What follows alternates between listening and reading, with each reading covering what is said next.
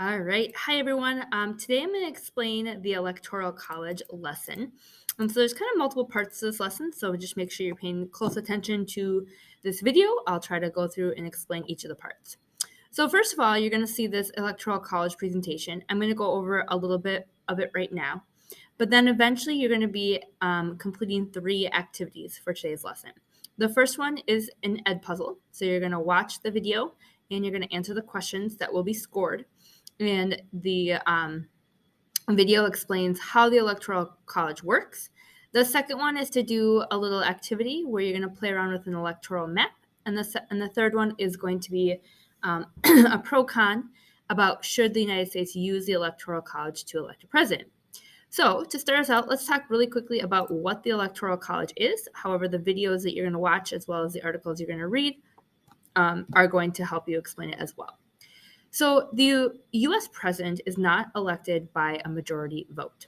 So when you or your eventually and your parents vote for a president, what you are really voting for is something called electors. And so the definition of the Electoral College is that the body of people representing each state who formally cast votes for the election of the president and vice president. So the way that it works is that each state gets a certain number of electors. And that number of electors is determined by how many senators and representatives that state has. Every state in the United States, so all 50 states, have 2 senators, and then they have a number of representatives in Congress based on the state's population. So the electors that each state has is based to some extent on the population of that state. So whichever candidate then wins the popular vote basically wins all the electors for that state. So we're going to take really quickly look at what an electoral map looks like.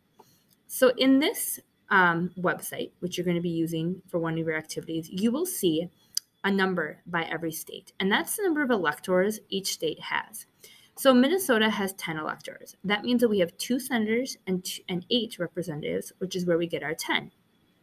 And in order for the president to win, or the candidate to win, they have to receive 270 electors. And so what they need to do is really just kind of mix and match the states that they win to get to that number 270. So on this map, you can actually play around with it. You can change the colors. And so the blue represents the Democrats, the red represents the Republicans, and right now this is colored in the way that they think these states will vote in the 2024 election. So the red states are most likely going to go to the Republican candidate, whoever that is. The blue states are most likely to go to the Democrat candidate, whoever that is. And then the states that are in brown right now are a little bit more of a toss-up, that maybe it's a little bit too close to call at this point. So you can see up here the little bar that determines who's kind of winning. But if I change Texas to red, you'll see that change up there. Texas is most likely going to go red. And if I change Georgia to blue, you start to see that change a little bit.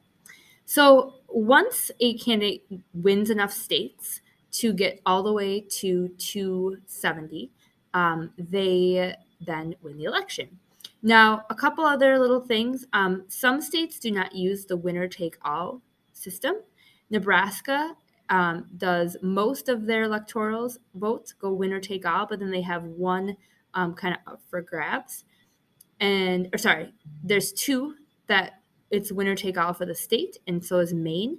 And then there's a couple congressional districts that also, so they can split their votes amongst red and blue. Okay, so then with that, why do we use this system? And the reason that the system was created in the 1700s. And a lot of people disagree that we should still use the electoral college. They think that we should just vote for president, and whoever wins the most votes is the winner. But the reason that the system was created was that it prevented larger states from getting too much power. Now, you may think, well, the larger states have more electoral votes. But the fact that every state has 2 senators and at least 1 representative smaller states get a little bit more power than they should have just based on their population. The other reason that we use the system is historically in the 1700s, it was really hard to get information about candidates. We didn't have the internet, we didn't have television, we didn't have radio, we didn't have, debates that were publicized across the country. And it was also really hard for people to travel to town in order to vote. And so they thought, we will give each of these states these electors so that they can become informed about who to vote for. They can be there on election day and they can vote for that state. Um, and then the creators of the Constitution were also really worried that the general public was uneducated and that they didn't want to put power into the hands of regular everyday people to elect a president who they felt like was a really important position to fill. So eventually you're going to be asked, do you think the Electoral College still makes sense today? Why or why not? And there are some pros and cons we're going to go over. You're also going to be taking a look at more pros and cons on your worksheet. So some of the pros for using the Electoral College is that it does create a safeguard against uninformed or uneducated voters. Now today, an elector is pretty much always going to vote for whoever the state votes for. So in Minnesota, if most people in the last election, for example, voted for Joe Biden and less people voted for Donald Trump, then all of those 10 electors, that winner takes all of those 10 electors are going to go for Joe Biden. Whereas in Texas, those 35 electors all went for Donald Trump, even if a good chunk of Texas voted for Joe Biden. All parts of the country get their voice heard, even areas with smaller populations. So yeah, you have to pay attention to every state because all of those little states even add up to that 270. That it guarantees a certainty to the election, that there's going to be a winner, and some states use proportional voting. So there are ways to work around how states adjust to this.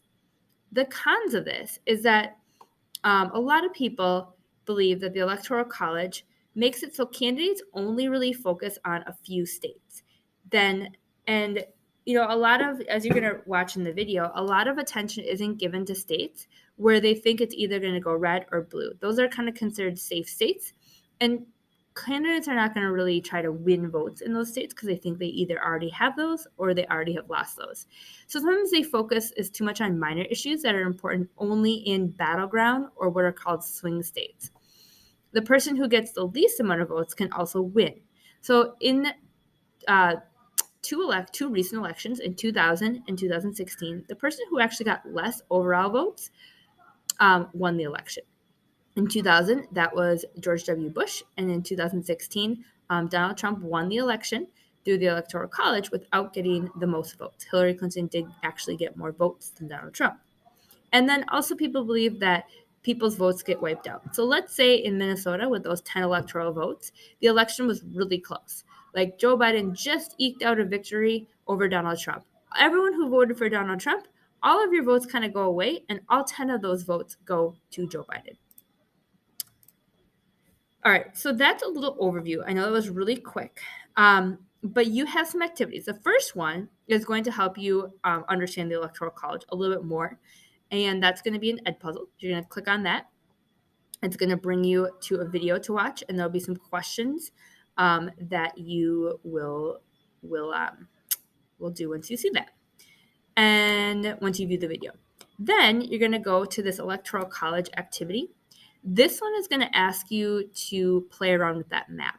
And you're going to try 2 of the following activities. You are going to try to create a realistic situation in which a Democrat wins by only 1 electoral vote. You're going to try to create a realistic situation where the Republican wins by 1 electoral vote. Or you're going to try to create a realistic situation which is a tie in the Electoral College. Or you can create your own prediction map for 2024. So the way in which I would do this is I would just change the votes. So let's say I'm going to try to make I'm going to try to change it. So I'm looking, okay, right now the Democrats are at 268. So if I can go red, red, red, I'm going to try to make it as close as possible. 269 to 268. So what do I need to do? I need to come over here and there we go, by 1 vote. So once you do that, You are then going to take a screenshot of each of these. You're going to try 2 of these. You're going to take a screenshot and post them to the discussion board. Then the next activity you're going to do, the last activity, is you're going to be looking at the procon.org website again. And you are going to think about the pros and cons of the Electoral College, as well as answer this final question. Should the United States use the Electoral College in elections? Why or why not? And support your answer in 3 sentences. There is a really good video right here that also explains the Electoral College really well. So please watch that if you're still a little bit confused. Actually, you should watch that before you do this activity because it does explain some of the pros and cons and it'll help you answer the questions. All right, please reach out to me if you have any further questions and please come to my office hours as well.